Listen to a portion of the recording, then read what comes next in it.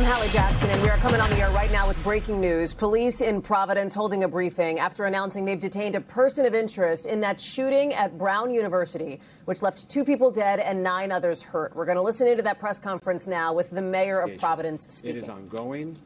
There is no reason to believe that we've hit any roadblocks other than to say that we are doing what we know how to do in cooperation with our law enforcement partners to ensure that we adequately, thoroughly investigate the situation, and when we are ready to make a further announcement, we will do so. We know there's some information circulating, but we will not share any information that might compromise our investigation or future charges. So at this time, we have no official updates to share with respect to the investigation. Okey-dokey. Next, it's clear that our community is still in shock and hurting. And now that the initial phase of the investigation has made some progress, we're turning our attention to caring for our neighbors, both the Brown community, the broader Providence community, and truly all of Rhode Island. The City of Providence has stood up a website, the address of which is providenceri.gov/community response resources. There you can find a long list of community resources for mental health care, what to do in the event of trauma, how to help talk about events like this with your kids, to try to help families, neighbors, community members start to understand how to process that which has been so difficult for us. Finally, the Providence City Council, who've been excellent partners, and again, we're joined by leaders from the City Council, including the councilman for this area, Councilman John Gonsalves, is inviting the Providence community and really anyone who'd like to join us tonight at 5 p.m. at Lippett Park, where there had been a previous plan to light a Christmas tree and to light a menorah for the first night of Hanukkah. And for those who know at least a little bit of the Hanukkah story, it is quite clear that if we can come together as a community and shine a little bit of light tonight, I think there's nothing better that we could be doing as a community. And so please know you're all invited to Lippett Park tonight at 5 o'clock. Lippett Park is at 1008 Hope Street, and all are welcome. Certainly Providence Police and other folks will be on hand to make sure that we are all can be in community without any concerns tonight.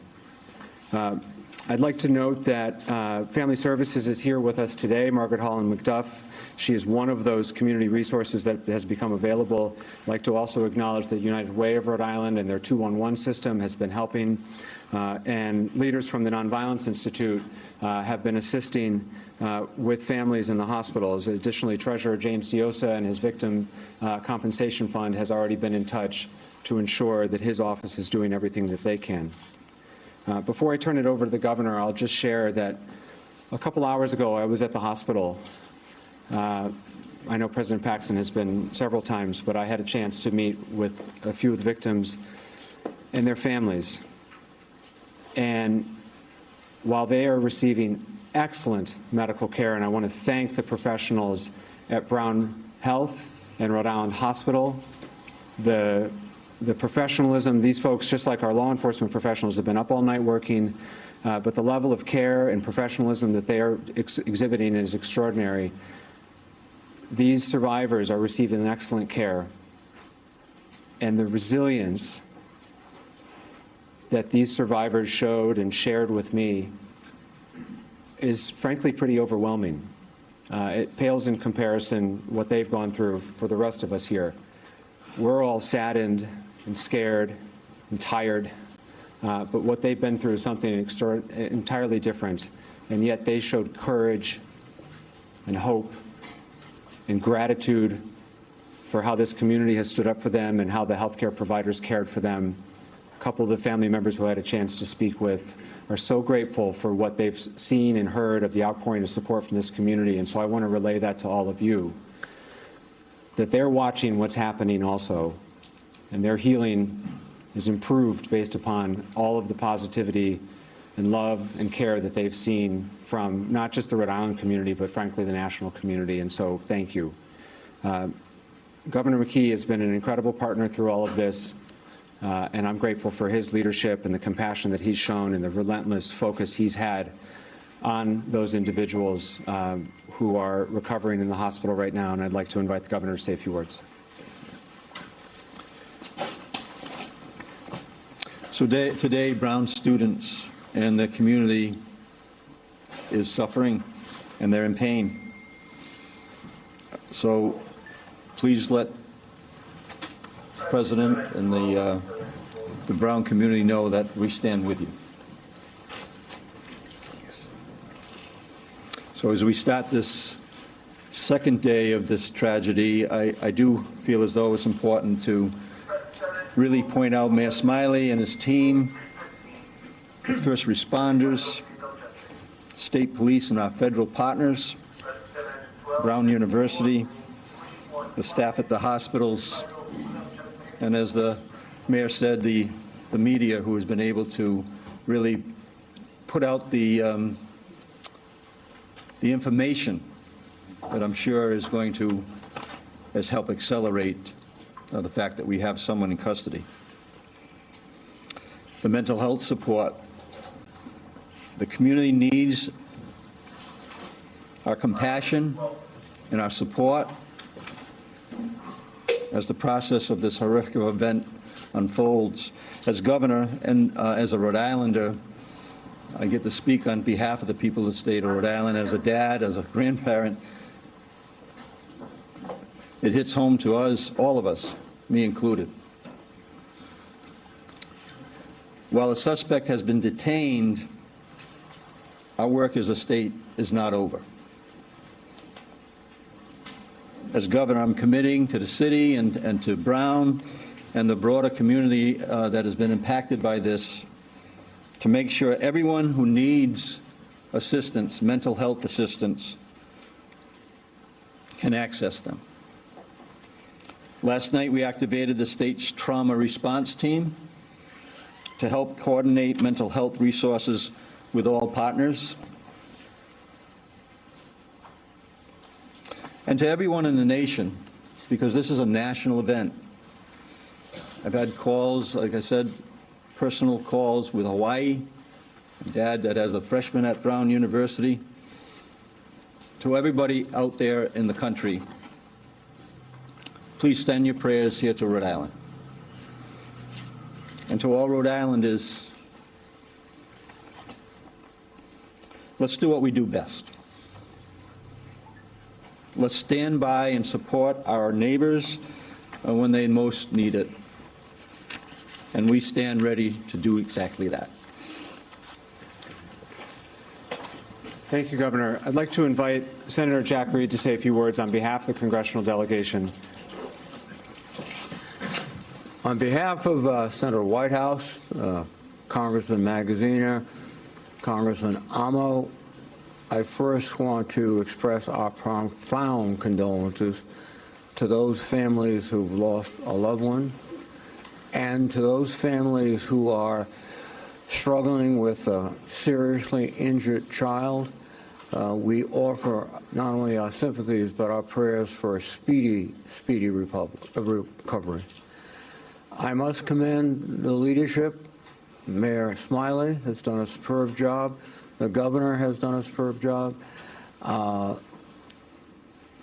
The President Paxson, and the Provost Doyle, have also stepped up and done a superb job. We are also, I think, particularly indebted to the police officers and the firefighters from Providence, the Brown University Police Department, many departments, both police and fire from across the state of Rhode Island, our state police, and a special word of praise and thanks to our federal law enforcement officers, the FBI, the ATF. They have been instrumental, critical in the progress of this investigation so far. I received a call from Attorney General Pam Bondi, and I shared my praise and thanks for the assistance of federal authorities. This has been a horrible, terrible moment. But in moments like this, we see the best of Rhode Island. The firefighters, the policemen, the civic leaders, neighbors who come together, and let us celebrate that community. Thank you. Thank you, Senator. And finally, we'll hear from Providence Police Chief Colonel Oscar Perez. Thank you, Mayor. So, yeah, the message is the same. I'll echo the message from the mayor earlier as far as where are we with the investigation. I'll tell you that right now the investigation continues to progress extremely fast. We're in the process of collecting evidence and seizing items that we need to seize, search locations that we need to search.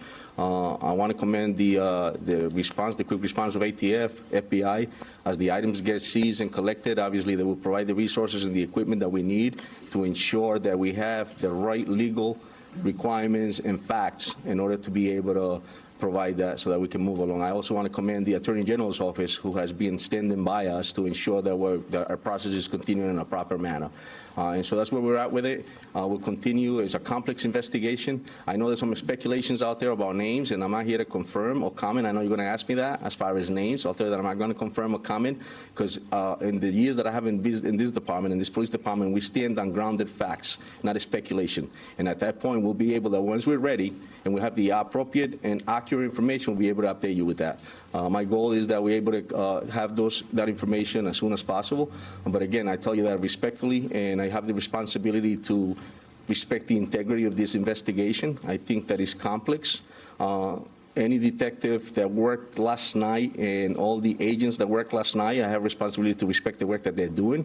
And so when we're ready to provide you with that info and to come to or to give you the right info, I will make sure that you get that updated. So. Colonel managed to establish any connection between the suspects and the university. Why did the suspect target the university? So that's all part of the investigations that we're conducting, and again, it's complex, and we want to make sure that once we have, at the appropriate time, give you the accurate information, we'll be able to provide that information for you in that answer. Go ahead, John. Colonel, the person of interest, is that the same individual that we saw on the surveillance video you released? So again, I'm not going to speculate. I want to make sure that if I give you an answer, it's grounded on facts.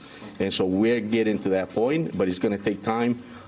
Detective work is not something that you can answer or solve within a minute. It takes time, and we have to make sure that we have the right evidence in order to prosecute somebody properly. So. What led you to Coventry? What led you to Providence Police there, Coventry Police, FBI? So I'm not going to confirm or comment on locations again, John. I'll tell you that I'm going to tell you exactly what I'm telling you is the fact that we're going to continue progressing on this complex investigation to make sure that we have all the facts together in order to be able to give you what you're asking. Do you feel better now than you did last night at midnight? Absolutely. I think the great work of the men and women of this department, the collaboration with the different federal agencies, the fact that we're standing here all together and we all stepped up and we're making sure that we have the right answers and that we can continue on to bring peace, as the mayor stated, and calm to this city. It's a beautiful city and it's something that we take pride of. And so, yes, I feel much better. Pat, and then the guy behind. Talk to us about the process. The most common question I've gotten for the last 24 hours, it revolves around the fact that Brown University is the most camera-ridden, most responsive piece of real estate in Rhode Island, and yet there seems to be little or no video evidence outside of that clip. You know, respecting the investigation, is there a lot more video that we're just not able to see yet because of the ongoing investigation, or is there simply no video? So what we shared with you the other day is what we have that we could share, and then we'll continue to, again, we're continuing to collect evidence. As we speak, we have detectives out there trying to continue to find. So I don't want to tell you that there's no more video because we might find something within the next few minutes.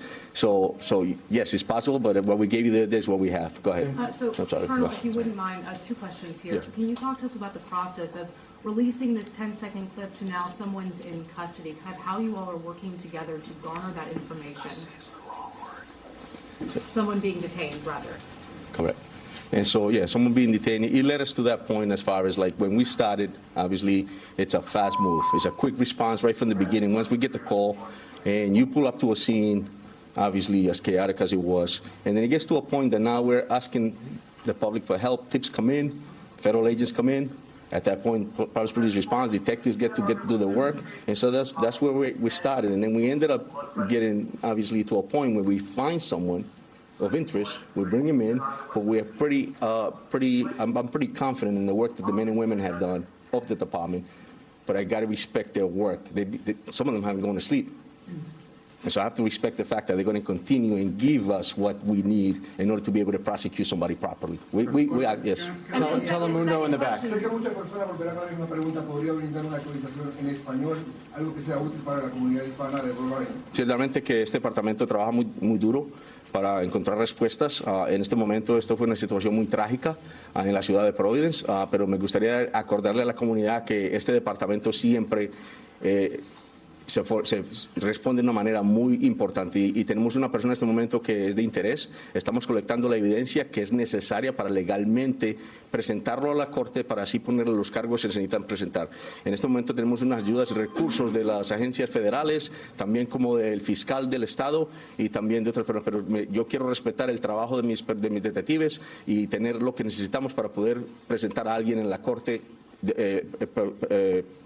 positivamente. ¿Y el llamado al público para colaborar en la investigación cuál es? Sí, muchísimas gracias al público. De pronto si tienen alguna evidencia en este momento, pasaron por ahí y tienen algo que es importante para la policía, tenemos diferentes tip lines y también tenemos la oportunidad de que entren a la policía, nos llaman y si necesitan que un policía vaya a la casa de ellos para recoger esa evidencia, lo haremos. Colonel, can you confirm whether the person of interest is from Rhode Island and have you found the weapon that was used? Again, I'm not going to confirm a comment because I think I have a responsibility to respect the integrity of this investigation.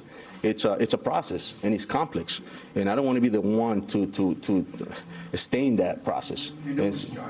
At this point, no, correct. And so that's the other thing. I'm not going to speculate on something without grounded facts. If we're going to charge someone, then we're going to charge somebody, and I'm going to come here and tell you, you'll be the first ones to know. Again, we're in the process of collecting evidence. We're in the process of typing search warrants as needed, and we're in the process of doing what we need to do in order to be able to get those items. Right here. We heard of some people who work in the building who say they had some safety concerns, specifically with the lack of cameras in this building where the shooting took place.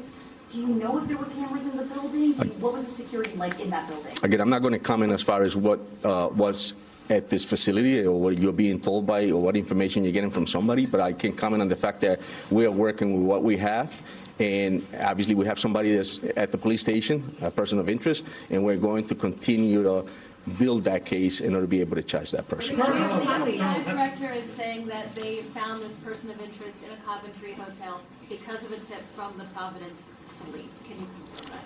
The FBI director is saying that. Because of a tip of the Providence police. Again, I'm not going to. The FBI director is saying that they found the person of interest in a Coventry hotel because of a tip from the Providence. So, me personally, I'm not going to comment on what was told by another agency. What I'm telling you is the fact that we're going to continue this investigation. We're going to respect the integrity of it, and we're going to work closely with the Attorney General's office in order to be able to prosecute this person in the proper manner. Colonel, what do you say to parents around the country and around the world? There are many international students at Brown who are sitting here today wondering how a gunman was able to get so close to students. Did they have a swipe card? Were they let in somehow? What do you tell parents? I tell the parents that this is a great city. Brown has been an icon in the city. I think that this is an unfortunate incident, but I'll tell the parents that if these kids are going to come to the city, to be sure that we're going to do what we need to make sure that they're safe. And if horrific incidents like this happen, we're going to do what we need to do to make sure that we hold those people accountable. With the victims, can you give us any information about, the two people who died, if they were students, or if we're going to get their names at all? As far as we understand, due to some travel, not all of the victims' families have been notified.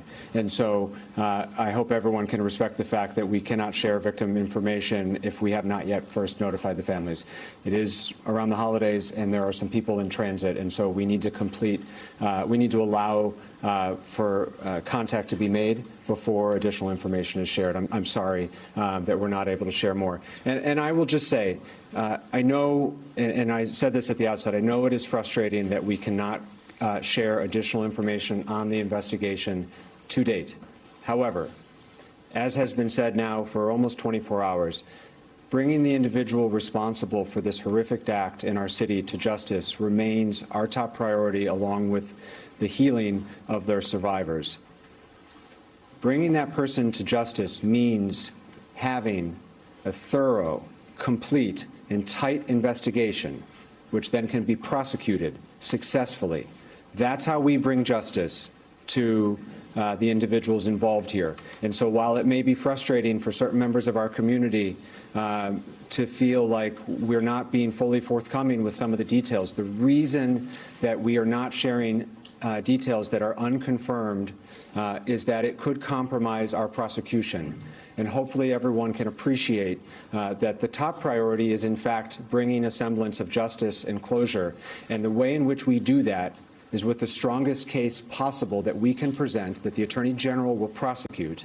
And so we will not share any details that we feel could compromise that future prosecution for the sake of justice for the families.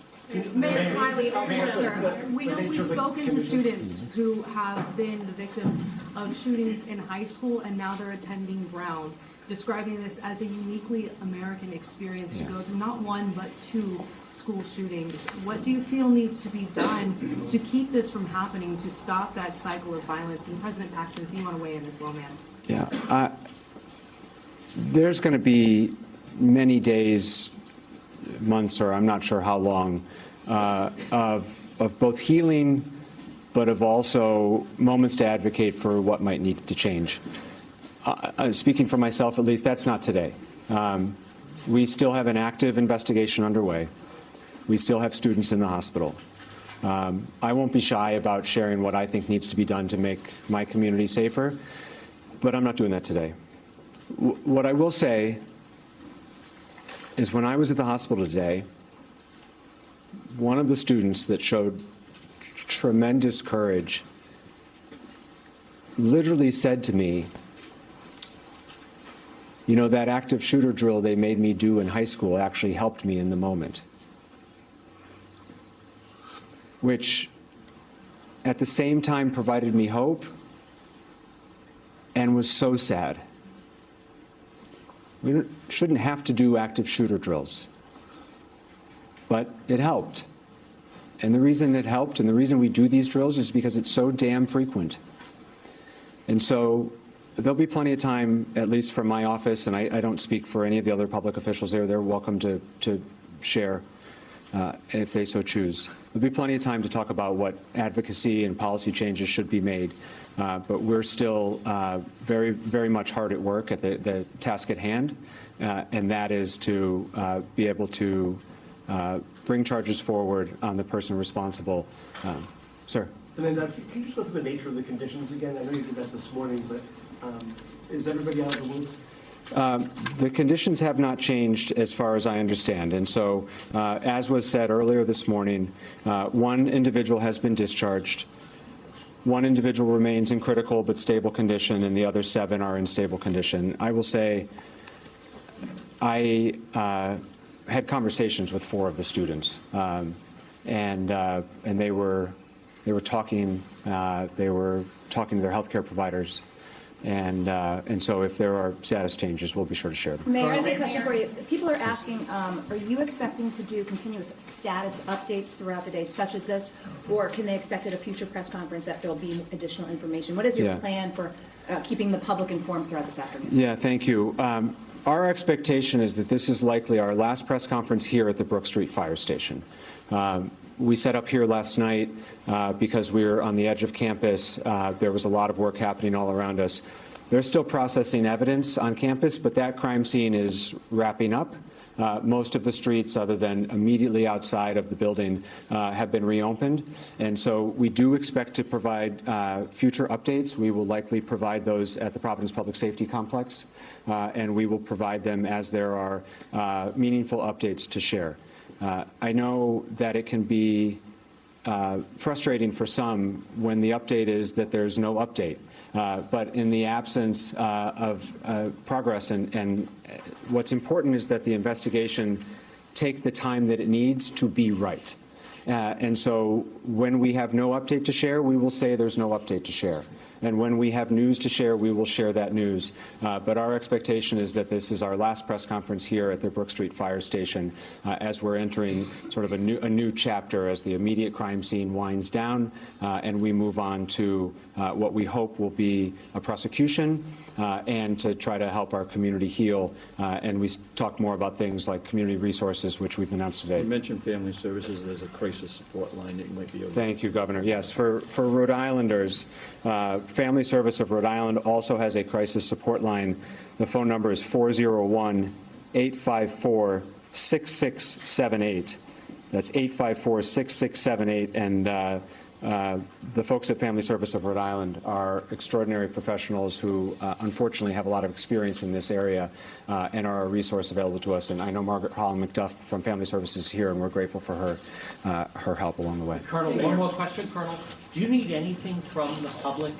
In other words, is there still possibly someone out there that may have information that you need? Or, I mean, the students are now being allowed to leave the campus. Does that mean that there's no potential witness here? Where does it stand that the public could?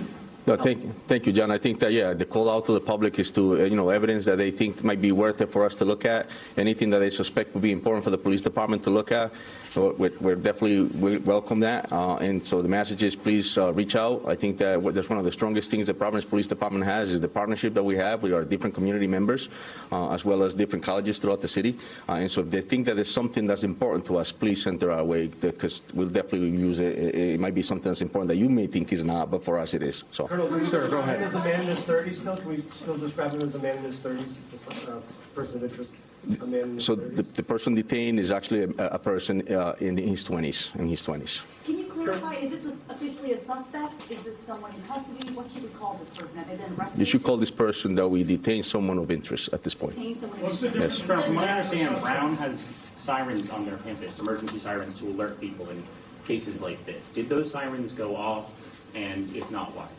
So yesterday, when I don't think they went off, and I believe the fact is it was fast. We had a quick response here to the police department, but there was a message. I'm not sure if that call went out. So. Chief, I don't know if you're hearing that. The sirens did not go off. The original information that we received was from the officer who did not receive a call. The officer saw some of the students running from the location, and so it was an immediate response.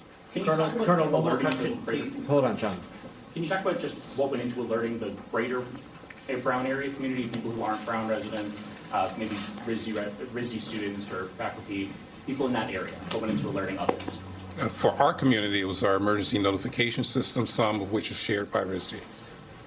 The rest was from the city of Providence. Colonel, can you just, Colonel? Go ahead, please. I know Colonel Chapman of Perez. Can you tell us, does the person of interest have any connection to the Brown University community? And there was some report that he went into that building and yelled in the classroom. Do you have any more information about that? So again, it's all details that are important. It's all part of the complex investigation that I spoke about earlier. I'm not ready to confirm or comment on any of that. Again, I got to respect the process. And so at this point, we're just going to continue like the mayor stated. It's complex, but we want to make sure that we have a successful prosecution. And that's more important to me than right now to give you something that just, it could, it's not appropriate. Colonel, have you started a process of search warrants, any sort of legal process to sort of figure out any motive? Yeah, so at this point, we're coordinating with the Attorney General's office. We're working very closely with them. We're collecting evidence. We're in the process also of interviewing individuals. And so that's where we're at now. That's something. State prosecution as opposed to a federal? That's correct, sir, yes. Colonel, the incident happened yesterday around 4 o'clock. Can you just touch on it? Sounds like within 12 hours you had a person of interest. Can you just talk about Correct. that? It's just short window. It's hard work. It's just it's like it's all hands on deck. An incident of this nature, I think, takes a lot of resources. I think the fact that we work closely with federal partners and different municipalities, the men and women of the Providence Police Department, the detectives, outstanding work, and I think that's why we have been able to move forward as we have in progress in such a fast manner in order to have somebody detained at this point. So. Colonel President, on what basis are you detaining this man, and how long do you have to further the investigation until you either have to charge him or release him? Again, a situation like this, we have basis enough to bring somebody in based on a lot of different facts. And so those facts are the ones that are allowing us to have that person detained at this point, which I cannot comment as far as what those facts are. Yes. We have a question for President Paxson now. How long do you have to charge him before you have to release him? Again, it's moving pretty fast, and we will have an answer as fast as we can. So, President Paxson, if you can, we know that these students were studying for their finals in the midst of their schoolwork here, and now students have been told classes are canceled, finals are canceled. Can you talk about kind of the complete shift that this community is in right now, going from studying to now almost a ghost town as people are being reunited with their families? Yeah. So thanks for the question. It is a big shift and not the way we hope to end this semester, obviously. I was in what we call the Ratty, or main dining hall today. There were a lot of students gathered there. They are amazing, and they're supporting each other. So they're good. Talking about the emotions you're feeling right now, because you care for these students. Yeah, I do. And, right now, I think, as the mayor was saying, the students in the hospital, I've talked to all but one of them, the students on campus, there's just a lot of gratitude right now, and they're remarkable. All right, that's it for now. We will keep you posted on future updates. Again, our expectation is that this is the last update here at the Brook Street Fire Station. If you are not yet on Josh's press list, Josh, raise your hand. He's there. That's how you will be apprised of future updates, and our expectation is that we'll be at the Providence Public Safety Complex for future updates. Thank you very much. You have been listening to officials in Providence, Rhode Island, give an update on that deadly shooting at Brown University. You heard them describe that person of interest as an individual in their 20s, but not much information other than that. Police and officials here being cautious to not reveal too much, they say, because of an investigation that, in the words of the colonel there, is progressing fast. They are continuing to collect evidence as well. I want to bring in our Stephen Romo, who is live for us in Rhode Island, and also a focus, Stephen, an important one, on the victims here, with the mayor citing what he saw as overwhelming resilience during his hospital visit. Yeah, touching to hear that message from the mayor, Hallie. Speaking with students on campus, they lived a night of terror to hear them describe it. I spoke to two freshmen who were in this building when the shooting started.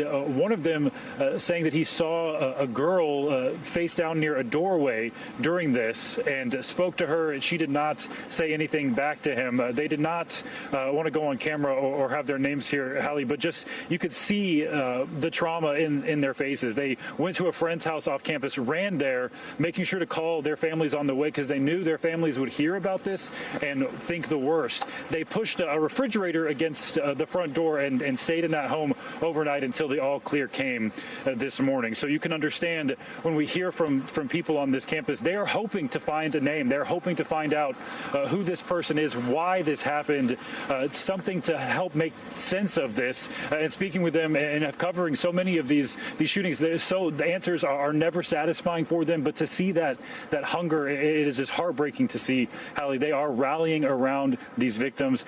They are mourning those two lives that were cut tragically short. It's something that happens.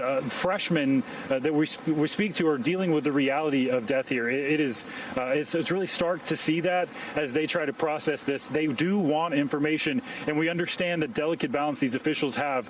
They care about that prosecution, as we heard the police say there. But these people, they would like more information right now as we continue to try to gather that. There are the rumors that they're asking us about to try to confirm. Of course, officials reference that as well. Hearing names floating around, they are just really focusing on being tight-lipped right now, quite frankly, focusing on that prosecution. But there is a real hunger for more information as we continue now getting close to 20 hours since this shooting started, Hallie. Of course, there's so many questions remaining about motive, about the weapon, about any charges that may be pending as well. Stephen Romo, thank you very much for that update. I know you'll stay close to a camera and keep us posted. That does it for us for this NBC News special report. We will have much more coverage of this story online. That's at NBCnews.com. And tonight on Nightly News. I'll see you then. For all of us at NBC, thanks for watching. And we'll get you back now to previously scheduled programming. We thank you for watching, and remember, stay updated on breaking news and top stories on the NBC News app or watch live on our YouTube channel.